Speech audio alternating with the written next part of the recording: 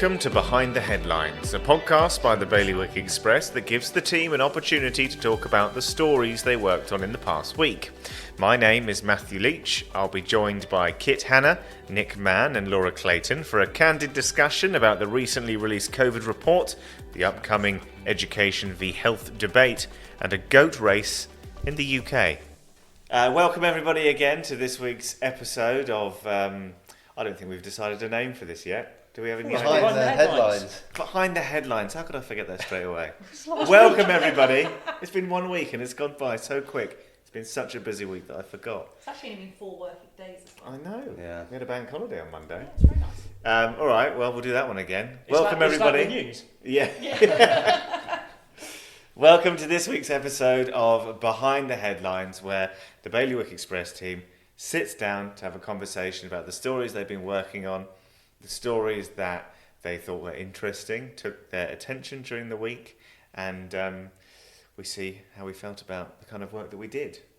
So the kind of this is a very rough format, but I think that's part of the charm. Last week was that we went around and we kind of picked a topic that we've been working on, or not necessarily working on in this case, something that maybe got our attention. So last week we started with Kit. I think Nick now is at the beginning of the circle.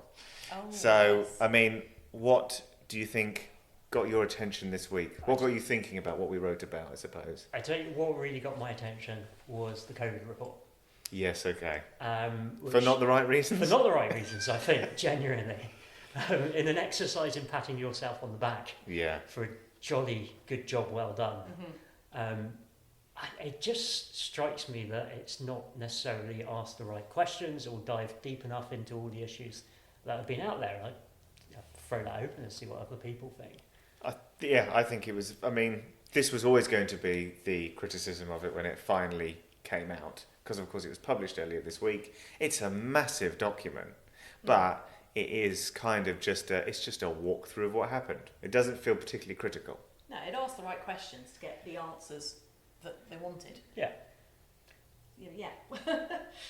Well, which is sort of inevitable. You do an internal review and you set the terms of reference to be so soft. Yeah. It doesn't feel like a very critical But deep dive into from decision making. So. From what I've seen of it, and I've not read all of it because, as you said, it is quite a bulky report. Yeah. I mean, it seems quite fair. I mean, it does seem, on the face of it, that Guernsey, the government, public health, did handle everything very well. But it's the little issues that become the bigger issues. And obviously, there's one issue that was criticised, the Gatland Gate, are we calling it, or Gatland Affair? They all got a gate at the end. There was Yeah. Farmhouse Let's Gate, put a Gatling gate on Gate. the end of it. Yeah, Why Yeah. not? so Gatland What's a Gate, sandwich, what's not a sandwich? for me, raises questions about, did anything else happen that actually we don't know about? Because we wouldn't have known about that if people hadn't kept pushing No. and asking about it. So, But the alternative would have been, I suppose, the argument which came up in the States when this was first pitched. The argument was to have an independent review, and that would cost a lot of money, which is what Jersey's review did Yeah. cost. I mean, I don't know what the figures were for how much that cost in the end, but that was quite a lot of money. Yeah. So this would have saved us money. I guess the argument is, do we need to look backwards on it? Should we be doing Well, that? what was the value of the public funding towards COVID? I appreciate it needed to happen. Yeah. But then, so if we think about it in those terms, if we think about it in terms of decision making, trust in the decision making process, democratic decision making, communications, there's an awful lot going on Yeah. at so many levels, and the role of public health. It's a massive topic. And preparedness as And well. it will happen again. Yeah. We will have to face something like this again, almost certainly. Another pandemic? Yes. in our lifetimes, Yes, I think so. Do you not think so? I'm not convinced, but Not at the same level. no, Or at all? No, I don't think so. I mean, but the beauty or the scariest thing with COVID was that we weren't expecting it. Yeah. So yeah, who knows? We'll see. We'll have this conversation in a few decades. Yeah, when this may or may When not I'm on my happen again. deathbed and we'll say, oh look. I was It did happen. furiously trying to find something there that the Guardian's done today, and they've had a quick look at the different approaches to inquiries in different jurisdictions. Obviously, very much in the news with Boris Johnson and his WhatsApp messages. Yeah. Oh, hang on a minute. What messages were being passed around our decision makers that weren't through official channels? We don't know. And we never will. And know. this wouldn't find out, would it? This would never tell us. But they've been looking at what's happened in France, what's happened in Sweden. And it's interesting, different approaches. Right? It was a hard report to turn around into, because when these reports come out, we often want to turn them around into a news story or inform the public, and it was difficult to try and understand what we were informing the public of in this particular instance. And I suppose they made these recommendations towards the end of the document, one of which is maybe we should think of a different alternative to the CCA. But who's going to undertake that work? Probably no one. The idea is for the states to kind of take along these recommendations as a feeling or something for next time. It's really not clear. So it was it was an odd one, but I think it was always going to be an odd one. Because you spent a bit of time on it as well. I suppose this kind of dovetails quite easily into what you were working on this week, which was the financing, the cash. Where did the cash go? So they reckon it cost about £97 million. It's not a true figure though. It's not an accurate reflection of what it cost at all, because they were planning this from December, January time. It's the period where they've assessed the cash sort of was dispensed from was March 2020 to April 2022. Now, vaccination programs are going on after that. There's undoubtedly testing and sort of self-isolation requirements and reporting and call-ups that you'd have to do if there are people still reporting their lateral flow tests, etc., etc. But and another thing that wasn't incorporated into that big total of nearly £100 million was all the sort of indirect losses to Aurigny, the ports, which, Aurigny and the ports between them in Albany as well lost about £65 million. So it's probably actually closer to double the amount of money, £200 million, which, I'm not sure exactly what that is as a percentage of GDP, but it's huge. And I think, as Nick said, when you've got figures this big being spent on it, they may have been spent for all the right reasons. They might have had no other choice with the information on hand, but it is a significant amount of money. For the money that they think they spent on the COVID response, they could rebuild the hospital like that, and probably build another wing. Yeah. So we are going to expand on this, because what have you done to carry this story onwards? Well, I just wrote down what I had from the report. It was light. It was light and detail. I think for all the finances, there was 4 or 5 pages in there with a lot of explanation. Some of it was like, well, this is what the business support scheme was. All fair enough and all there, but it wasn't really all there. I mean, the raw figures were there, but we don't know if businesses received these grants appropriately. We know that I think about £1.8 million was repaid by businesses. Out of about 60 million that was dished out. Our money back. So. And you've reached out to deputies for their opinion. I have. Very few have got back to me yet. One of them did though, and I asked them. It was a current member of the CCA and a former member of the CCA at the time, and I asked them if the recommendations to change the emergency powers would be, if there's any quick wins in that, how you might go about that.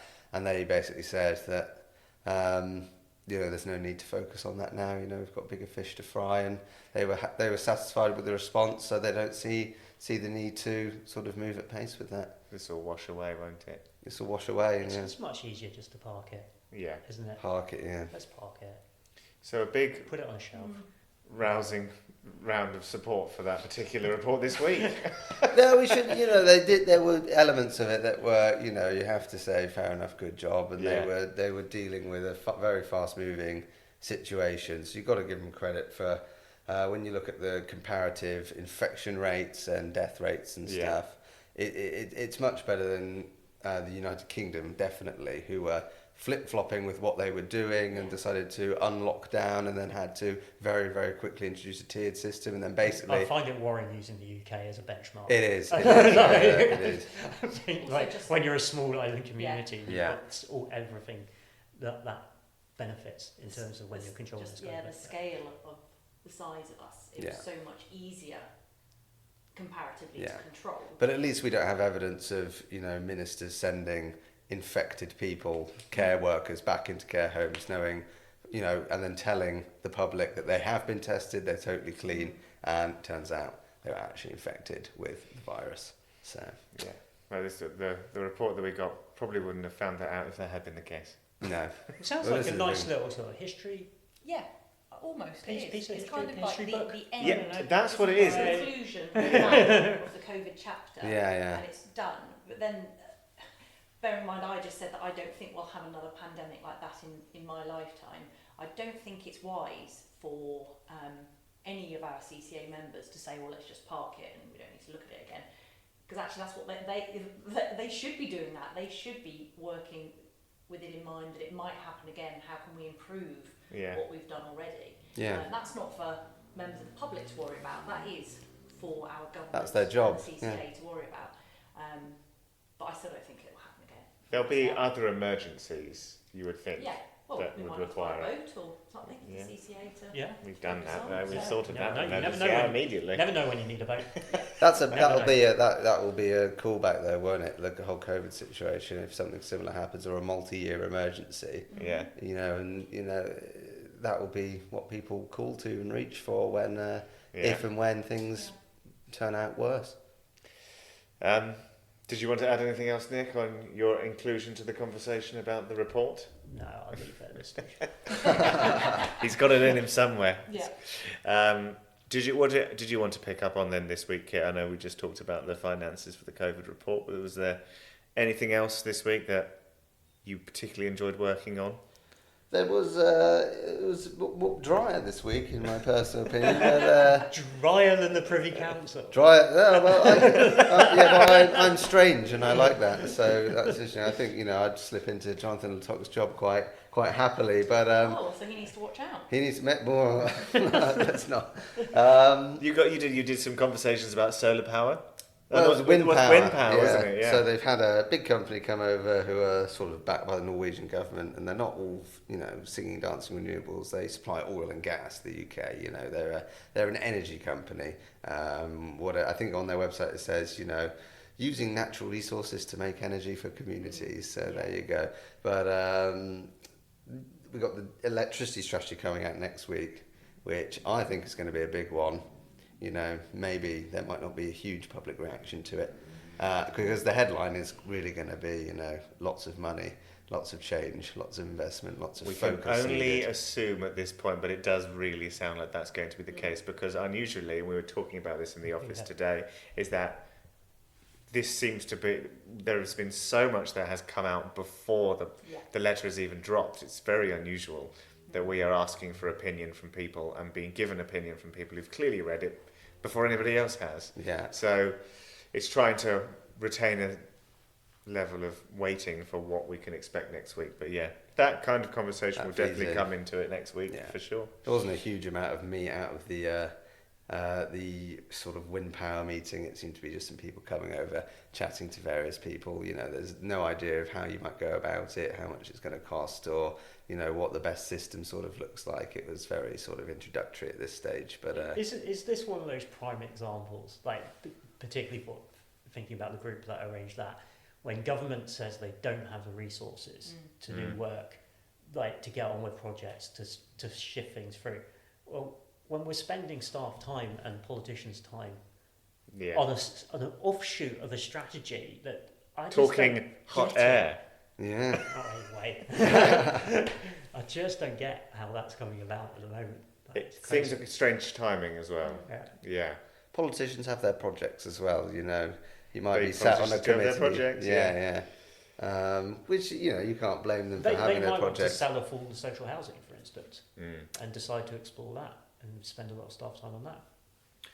We do have the housing strategy coming up this month as well. Lots of strategies. Strategy. Yeah, it's. I'm not sure it's much comfort to anyone. Knowing that a strategy is struggling, coming up. with their bills, knowing that a strategy's coming up. It might be Might not be able to well buy a intentioned, house, well but the researched. strategy is coming. Yeah, the strategy. Yeah. Strategy's coming. Well, I'll move on to me next then, so we can come around to you last today, Laura. I'll talk for a moment about Nothing particularly new this week on the hospital modernisation project, but it was something that we were invited along to. I managed to score an interview with Deputy Al Bruard, so that was brilliant, because I've been waiting to try and do that for a long time. So the media were all invited down to a briefing earlier this week at the Princess Elizabeth Hospital to kind of just revisit what the hospital modernisation project phase 2 is, because we are coming up to this impossible choice, for some anyway, of choosing the education programme over the hospital modernisation project phase 2. And why I found it quite interesting is that it's very strange to have two competing projects be pushed through the same comms channel to the media. Yeah. To have, because you have two committees both vying for a very specific and emotive project each, and they have to get that message out through the same channels, I think makes it a very confusing optics for what we're meant to be. What are we meant to be going after here? What are we meant to be supporting?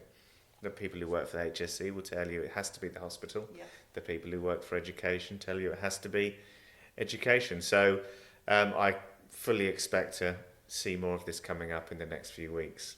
The capital projects debate will be coming up in a month, and it's going to be very interesting, I think.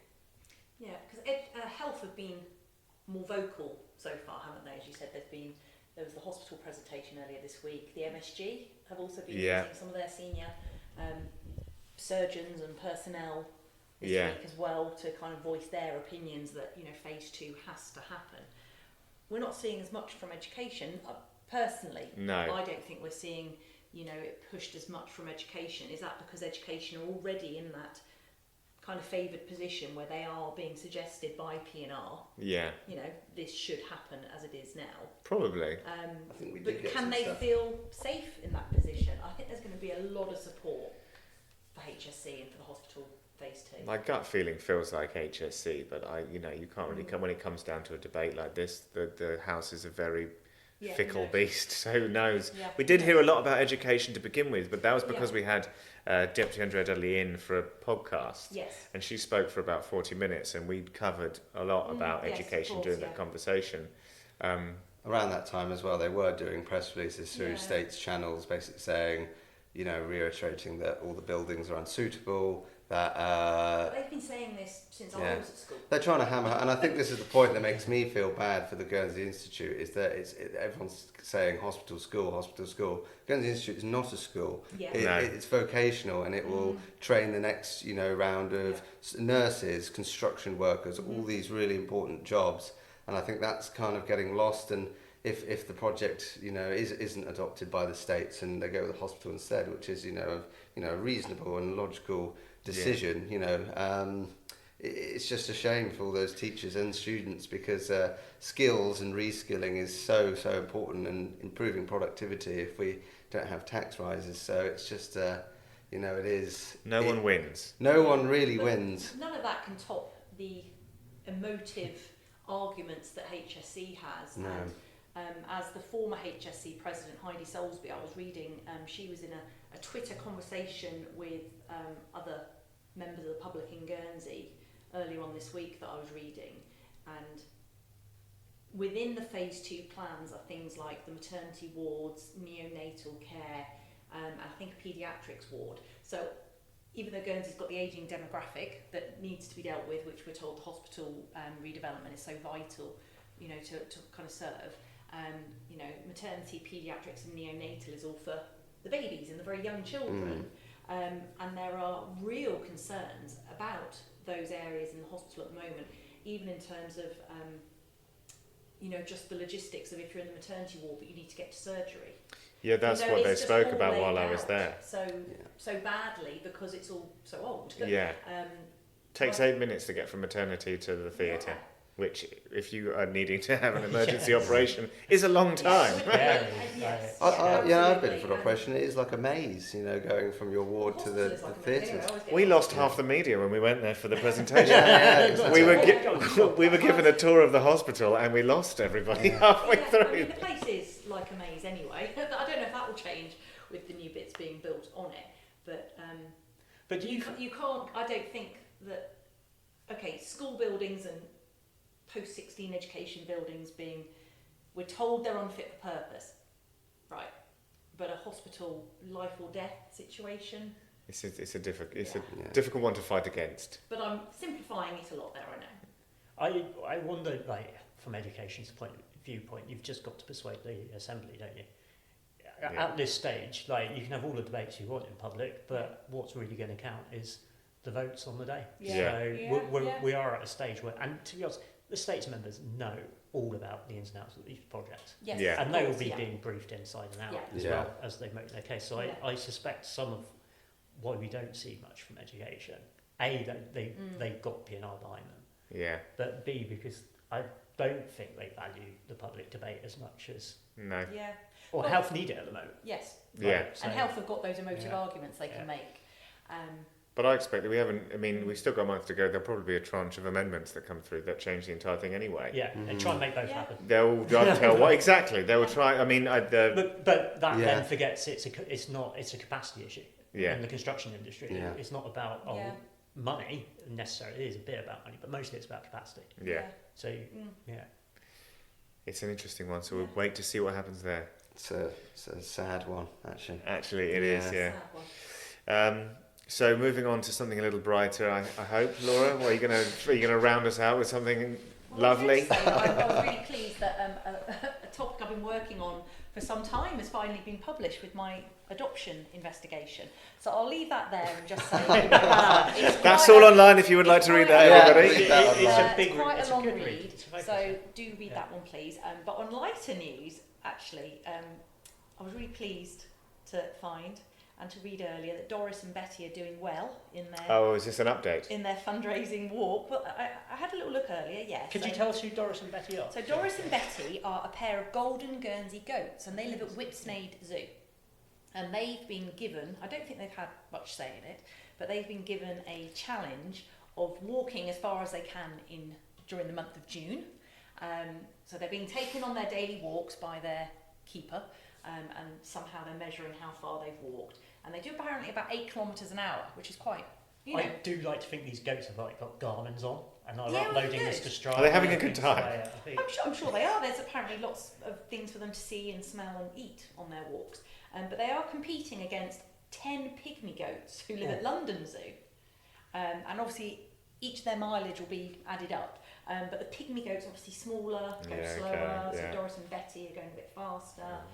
This doesn't sound So I fair got to very, me. very invested in this challenge earlier in the week with the goats. Oh, that's exciting. So what's the latest? You said there's an Well, they only started yesterday. Right, So they okay. haven't gone very far. Well, they've gone for a couple of laps, I guess, of their walking route. I wonder if they've been started. training them. Like, I mean, if Yeah. it was me, I would take this very seriously. Yeah, would I know not, you like- would. I can see already. But I would think that if a goat wanted to run, it would probably run quite fast and quite far. But also, But they don't know they're competing. yeah, exactly. And so if a goat didn't want to walk around that, route, I read you. it's just going to stand still and eat the grass. Well, that was one of the comments. One of the comments was like, one of the trainers or whatever, handlers was like, I'm a bit worried because there's a lot of grass around. Yeah, so they're just And so they stopping. might just get distracted. Yeah. So, But at the end of the month, we'll have a look and see how far they've got. and so they're Guernsey goats. They're golden Guernseys, so they don't live in Guernsey. There are golden Guernseys in Guernsey. If you go down, from kind of St Peter's Church down towards the coast, there's the farm there that's got loads of golden Guernseys in Yeah. the field at the front, and they sell goat's cheese and soap and all various bits and pieces. I confirm Um, there's a Golden Guernsey Goat Society over Ah, here, and there if you we want to go. go to Is see there? the goats And and you can feed shows them and and things stuff, like yeah. that, like, Wow. So, So, golden yeah. Guernseys are a very special breed, and they're at Doris and Betty are at Whipsnade Zoo. Fantastic. So keep an eye on that one. Where is Whipsnade? I don't know. There you go. In England. It's a goat sanctuary of some sort. Well, it's zoo. a zoo. Oh, is it? They've Oh, got yes, other yeah. animals as well as goats. Well, unless everyone's got anything else to say, Not at the should we moment. call time there? Thank you very much for joining us again for this week's episode of Behind the Headlines. And read all about the electricity strategy next week.